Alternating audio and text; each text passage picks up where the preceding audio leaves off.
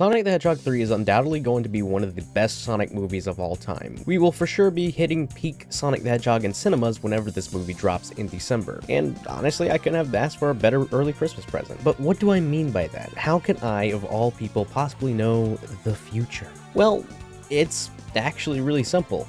The answer is Shadow. Sonic the Hedgehog is a big franchise, and I absolutely love the first two movies. Both were really great in my honest opinion. I really like the fact that it's trying to do its own thing and not really heavily relying on the video game aspect of things to try and tell a story or develop characters. Yes, it takes some aspects from the video games, but I just really love how much of a non-video game movie this franchise brings to the table, if that makes any sense. Best way I can describe it is that the Super Mario Bros. Movie is definitely a video game movie adaptation.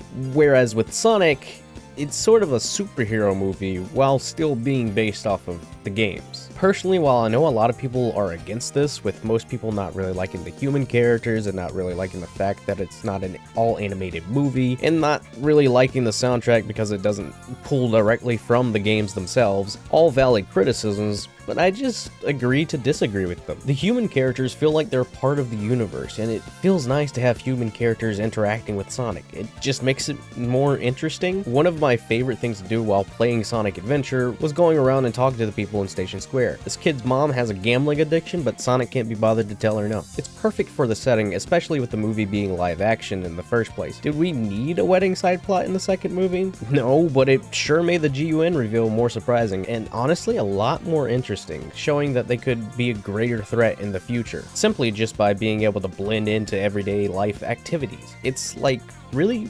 scary how well they blend in and immediately take control over the situation. But back to the main thing at hand. How is the simple answer of Shadow the thing that makes Sonic the Hedgehog 3 the peak of Sonic movies?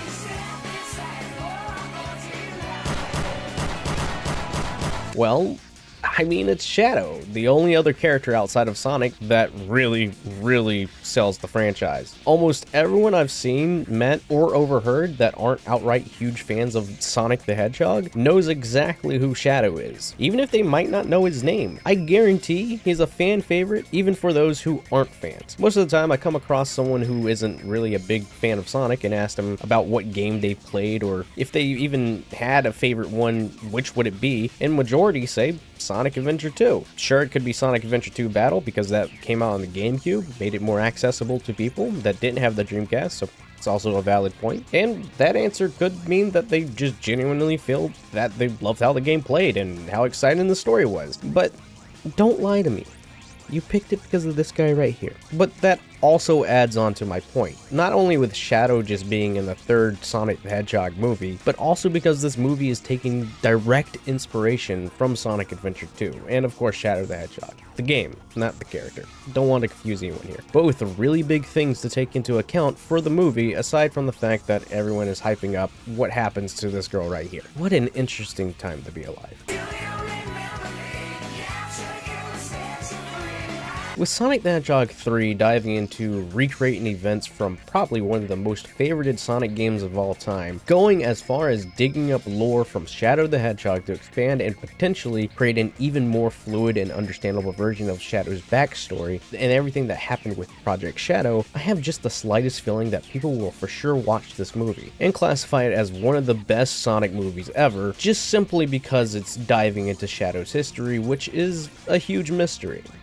Didn't mean for that to rhyme. And it will likely probably stay on top of the franchise. I'm pretty confident that it would stay on top no matter how many more movies come out after it. Until the rumored Shadow spinoff happens, of course. Then it'll probably be brought down by like a notch. Nothing more. Fans love Shadow the Hedgehog, and fans love Sonic Adventure 2. The amount of things that they could potentially do with this movie gets me excited. There's nothing more exciting than thinking of all the different fight scenes we'll have between Sonic and Shadow, and of course the inevitable Super Sonic versus Super Shadow fight, unless they cop out and have them work together. It's yet to be unseen. Will Shadow use his full power and take off the exhibitor rings? Will we see the Bio Lizard in all his glory in live action? Will Rouge the Bat come into the movies and steal the show? She will be the true showstopper. No one will know anything about this movie other than the fact that she was in it. The way I view it, and just based off of the movies alone, it's going to be a deep movie for sure. I feel like a lot of the movie will just be an emotional wreck for some, but most importantly, it could play into evolving Sonic's character into the one that we know and loved in the games. Sonic in the movies is very inexperienced, learning as time goes on, which in my opinion I prefer it that way. It's nice to see a character grow into an even stronger one over time. It makes him feel more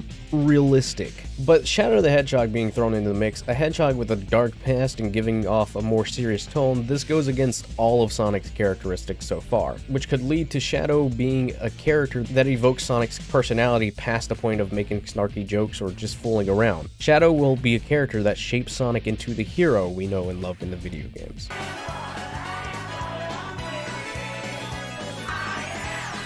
With the recent announcement of Sonic X Shadow Generations, still can't get over that name, we can see that Sonic Team is really trying to catch people up to speed with Shadow's past. Bringing back Black Doom doesn't just feel like a, hey, remember this guy kind of deal? Why introduce a character to old fans, but to an entirely new audience getting into Sonic after watching the first two movies and then getting rid of him again? I highly suspect that Black Doom will probably have some kind of importance in the movie universe as well, and just because he does have such a heavy tie to Shadow's origin. And I'm very excited to see how that plays out. Who knows what this movie has in store? What are your thoughts? Do you think this will be peak Sonic the Hedgehog cinema? Will it not? Leave a comment. It's certainly going to be one of the most anticipated ones for sure. It's got me itching for a trailer.